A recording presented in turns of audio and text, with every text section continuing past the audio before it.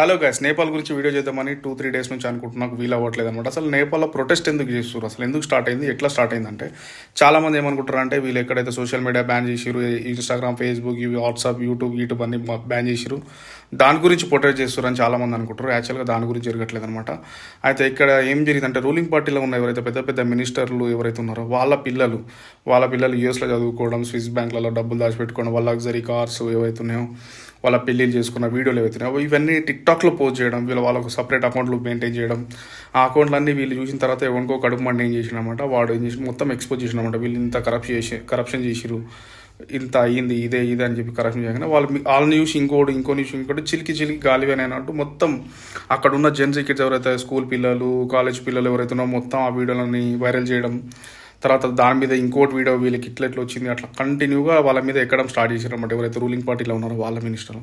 అయితే వీళ్ళకి వచ్చిన బాధ ఏంది, వాళ్ళ డబ్బులు వాళ్ళు ఖర్చు పెట్టుకుంటారు అంటే అక్కడ జరిగిన కరప్షన్ చాలా పెద్ద కరప్షన్ జరుగుతుంది. ఇక్కడ ఉన్న చదువుకున్న పిల్లలకు అసలు జాబ్స్ లేవు, అవి లేవు, బయట దేశాలకు వెళ్ళి పనిచేయాల్సి వస్తుంది. సపోజ్ ఇండియాకి వచ్చి పనిచేస్తారు చాలామంది.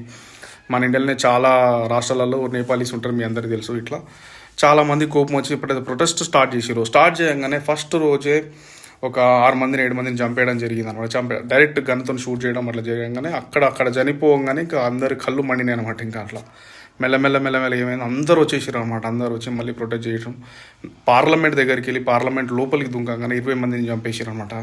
ఇట్లా తర్వాత చాలా మందిని చంపడం జరుగుతుంది. అసలు కంట్రోల్ చేయలేకపోతున్నారు అనమాట, ఆర్మీ వాళ్ళు కానీ ఎవరు కంట్రోల్ చేయలేకపోతారు. కానీ మెచ్చుకోదగ్గ విషయం ఏంటంటే కేవలం స్కూల్ కాలేజ్ పిల్లలు, చిన్న పిల్లలు వచ్చి ప్రొటెస్ట్ చేయడం, స్కూల్ డ్రెస్లలో వచ్చి ప్రొటెస్ట్ చేస్తారు అంటే ఒక గవర్నమెంట్ని దింపిరు వాళ్ళ కింద పడేసిరు అంటే నార్మల్ విషయం కాదనమాట. చాలా బాధాకరమైన విషయం ఏంటంటే చాలా చిన్న పిల్లలు చచ్చిపోయారు. ఎవరైతే పిఎం ఉంటాడో వాడు ఏమంటారు రాజీనామా చేసి వెళ్ళిపోయాడు అనమాట, దేశం వదిలి పారిపోయాడు. ఇవన్నీ జరిగినాయి అనమాట. కేవలం ఏంటంటే వీళ్ళు చేసిన ఎరిపుగు లెక్కలు ఏవైతే కరప్షన్ చేసిరో దానివల్ల, ఎవరో చేసిన వీడియోల వల్ల, ఇవంతా వైరల్ జరగడం వల్ల, వీళ్ళ స్కామ్ ఏదైతే ఉందో అది ఎక్స్పోజ్ అవ్వడం వల్ల ఇవన్నీ ప్రొటెక్ట్ చేయడం, ఇవన్నీ గొడవలు రావడం, మొత్తానికి అయితే గవర్నమెంట్ పడిపోయింది. కానీ ఇంకా యుద్ధం నడుస్తూనే ఉందన్నమాట. బ్యాన్ ఎత్తేసినాం మేము, ఆపేయండి అని చెప్పిన తర్వాత కూడా ఎవడు ఆగట్లేదు. ఎందుకంటే వీళ్ళు ఎంతమందిని చంపడం చాలా పాపం కాబట్టి. దీనివల్ల ఒక్కొక్కరికి ఒక్కొక్క ఒపీనియన్ ఉందన్నమాట, ఒక్కొక్క ఇది ఉందన్నమాట. మీ ఒపీనియన్ ఏందో కామెంట్ చేయండి. Thank you so much, love you.